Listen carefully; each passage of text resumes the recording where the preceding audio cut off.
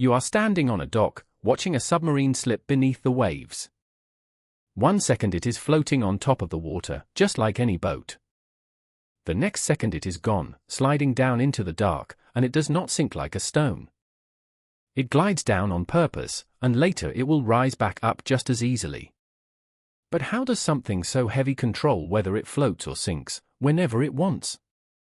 The answer is hiding inside its metal skin, in giant empty rooms called ballast tanks.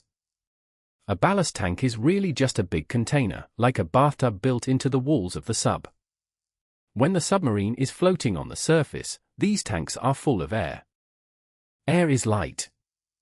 So the whole submarine, with all that air inside it, is lighter than the water around it, and it floats, the same way an empty bottle floats in a pool.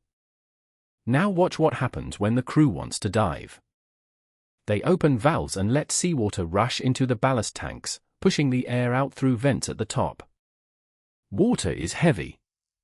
As the tanks fill up, the submarine gets heavier and heavier, until it weighs the same as the water it is sitting in. At that exact moment, something clever happens. The submarine stops needing to float or sink. It just hangs there, perfectly balanced, like a fish resting in the middle of a lake. Push it down a little more, and down it goes. Tilt its nose down with fins called hydroplanes, and it glides deeper, smooth, and controlled. Ready to come back up?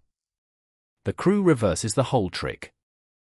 Tanks called high-pressure air tanks, basically giant metal bottles of squeezed air, blast air back into the ballast tanks. That air shoves the seawater back out through the bottom, and the submarine gets light again. Light enough to rise, all the way back to the surface, right on cue. That single idea, controlling weight by swapping air for water, is the one clever key that makes a submarine work. But floating and diving is only half the story. What about breathing, deep under the ocean, with no window to the sky?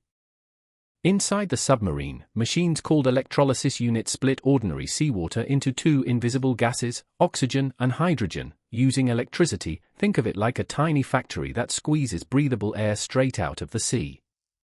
The oxygen gets pumped into the air the crew breathes.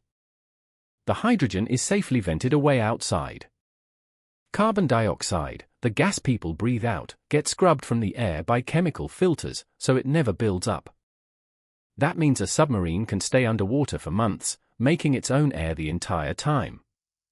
And what powers all of this? The pumps, the lights, the air machines, while the sub is sealed shut beneath the waves. Many submarines carry a nuclear reactor, a compact device that splits atoms to release heat, and that heat boils water into steam.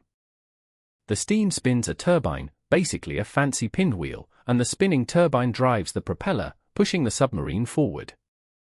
That same reactor can keep running for years without needing more fuel, which is why some submarines barely ever need to surface at all. So the next time you watch a submarine vanish beneath the waves, you will know exactly what is happening in that quiet moment. Tanks are filling with seawater. Air is rushing out. A reactor is quietly boiling water into steam, somewhere deep inside the hull.